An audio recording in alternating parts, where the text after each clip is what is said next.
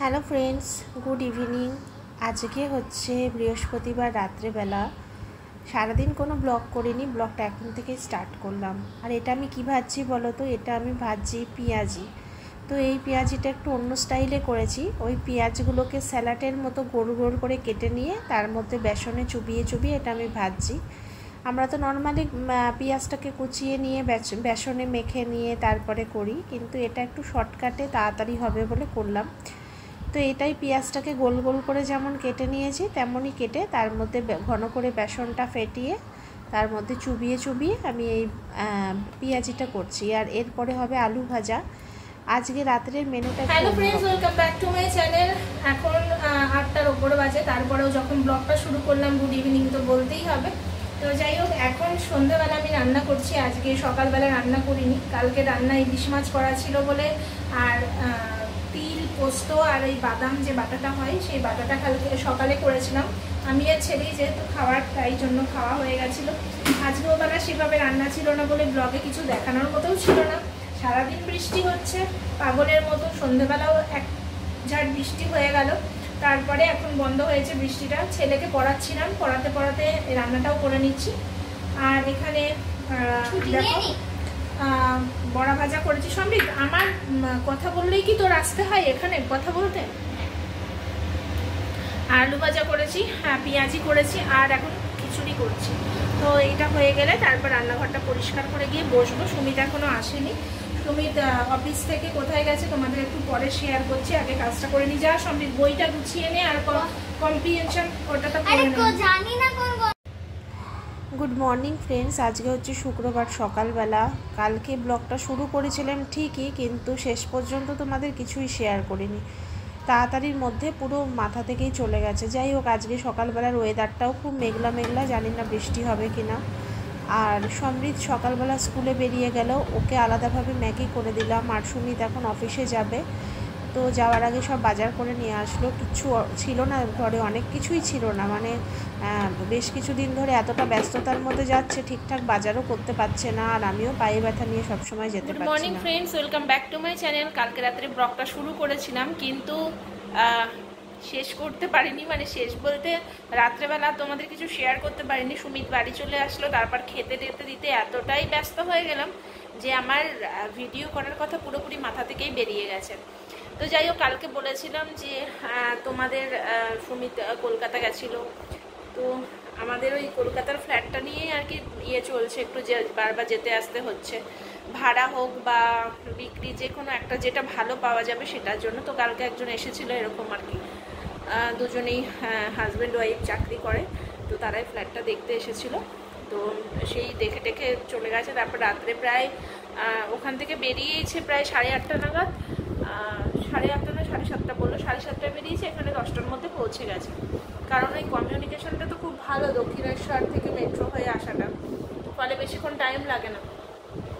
যাই হোক, এতক্ষণে সকালের একটা ঝামেলা মিটলো। কালকে রাত্রেবেলা খিচুড়ি বানিয়েছিলাম, তোমাদের যে শেয়ার করব বললাম না, পুরো মাথা থেকে বেরিয়ে গেছে। রাত 10টায় দরজা দিয়ে ঢুকতে না ঢুকতেই বলছে খেতে দাও। তো খিচুড়ি যে শেয়ার করব, যে কি রান্না করেছি না করেছি পুরো ভুলেই গেছি। যাই হোক, কালকে রাত্রে খিচুড়িটা এত ভালো হয়েছিল না, মানে কি বলবো, এতটা ভালো হবে মানে আমি আশা করিনি। এতটাই ভালো হয়েছিল, খিচুড়িটা খেয়ে আমার পোষায়নি। মানে কি হয়েছে, কালকে চালটা একটু কম হয়ে গেছে, বাড়ন্ত হয়ে গেছিলো চালটা, ফলে বেশি চাল দিতে পারিনি, খিচুড়িটা খুব বেশি বাড়েনি।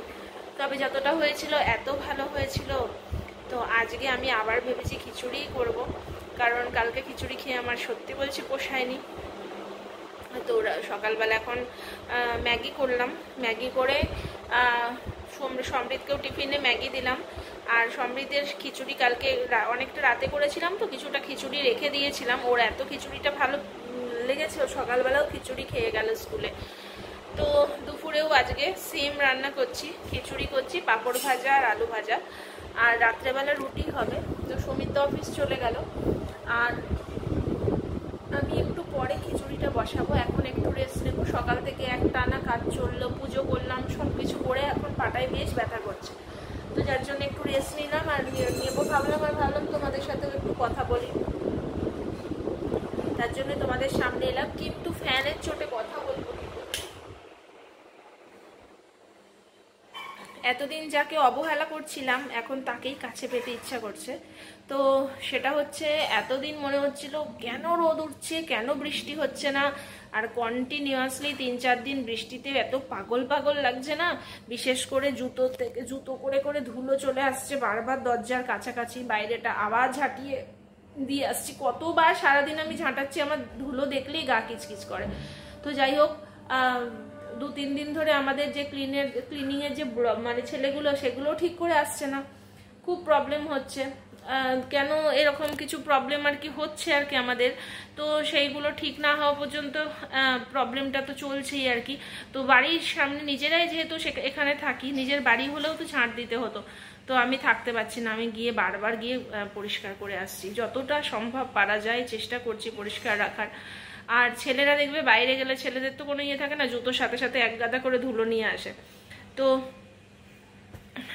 সব সকালবেলা মানে অনেক কাজ টাজ করে এখন একটু বসলাম, আর সব রেডি করে রান্নাঘরে রেখে এসেছি। খিচুড়িটা একদম গরম গরম করব। এখন একদম পেটটা ভর্তি হয়ে আছে, একদম ম্যাগি অনেকটা খাওয়া হয়ে গেছে। তো চলো থাকো তোমরা সারাদিন, জানি না কতটুকু কি শেয়ার করব। তো যেটা বলছিলাম, এখন মনে হচ্ছে যদি একটু রোদ উঠতো, মানে জামা কাপড়গুলো ভালো মতো একটুখানি রোদে এপিট ওপিট করে শোকাতে পারতাম, গায়ে একটু রোদ লাগতো। মানে বৃষ্টি যেন আর ভাল লাগছে না। আজকে সকালে বৃষ্টি হয়নি ঠিকই, কিন্তু আকাশ পুরো মেঘলা হয়ে আছে, একদম ভালো লাগছে না। আজকে ভেবেছিলাম অ্যাটলিস্ট সকালে উঠে সূর্যের মুখ দেখতে পারবো, কিন্তু সেই সৌভাগ্য আজকেও হলো না। জানি না কালকে কি হবে। কালকে যেন অ্যাটলিস্ট রোদ ওঠে, মানে আষাঢ় মাসের শুরুতেই যদি এই রকম বৃষ্টি হয়, তাহলে এখনো তো শ্রাবণ মাস পড়েই আছে। কি যে হবে এবার, মনে হচ্ছে বন্যার সম্ভাবনা হচ্ছে। তো চলো সকালবেলা এখন থেকেই ব্লগটা আবারও কন্টিনিউ করছি, দেখা যাক কতদূর টানা যায়। ঠিক আছে, তো চলো। আজকের খিচুড়ি খাওয়ার পর আমার মনে হয়েছিল, যেহেতু আমি রাত্রেবেলা ভয়েস দিচ্ছি, যে আমি কিন্তু এই মুসুরির ডাল আর চালের খিচুড়ি স্পেশালিস্ট হয়ে যাচ্ছি। মানে এত ভালো হচ্ছে খিচুড়িটা, কি বলবো। আজকেও সেম, মানে এতটা টেস্টি হয়েছে কি বলবো, অসাধারণ হয়েছে। আর ডালটা একটু বেশি দিয়েছি, ডালের টেস্টটা তো এমনিতেই মুসুরির ডালের খুব ভালো লাগে। আর একটু পাতলা করলাম, কারণ খিচুড়ি কিন্তু আমার খুব বেশি ঘন ভালো লাগে না। তাছাড়াও কিন্তু এই খিচুড়িটা রেখে দিলে জলটা অনেকটা টেনে নেয়, লাস্টে টেনেও নিয়েছিল।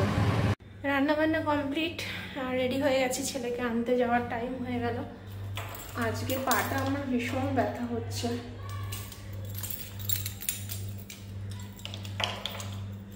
ভীষণই পা ব্যথা হচ্ছে, জানি না।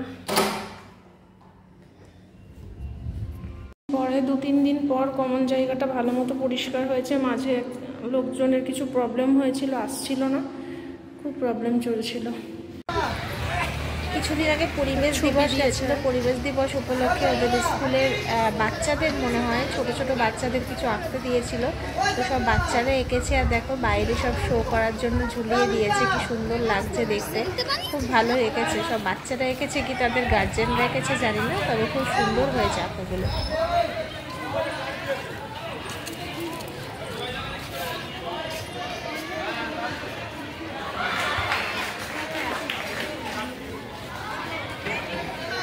সমৃদ্ধ এসো।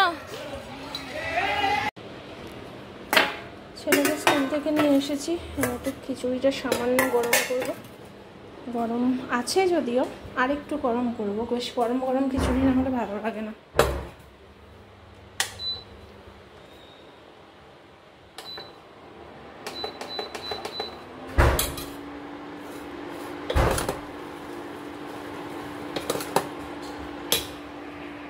বাইরে মেঘ করে আছে, মনে হচ্ছে আজকে আবার ঢালবে বিকেলের দিকে, কে জানে।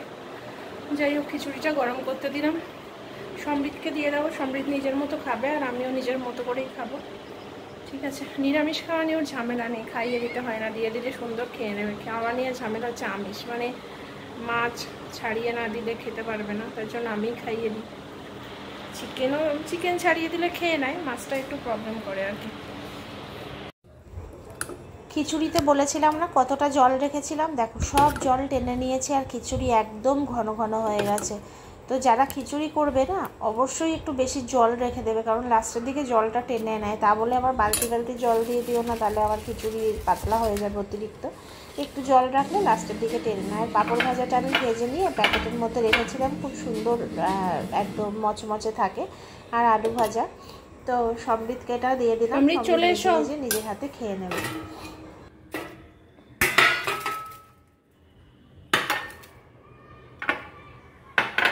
সমৃদ্ধ, সকাল থেকেই বলছিলাম তোমাদের এত পায়ে যন্ত্রণা হচ্ছে আজকে, লাস্টে ব্যথার ট্যাবলেট খেতে হলো পায়ের যন্ত্রণা। আর এই সুমিত অফিস থেকে এসে আমাকে গরম জল করে দিল, দেখো হট ব্যাগে আমি গরম জল নিয়ে এখন সেঁক দিচ্ছি। আর আমি উঠতে পারছি না, পায়ে এত ব্যথা হচ্ছে কি বলবো। তো চলো আজকে এখানেই ভিডিওটা শেষ।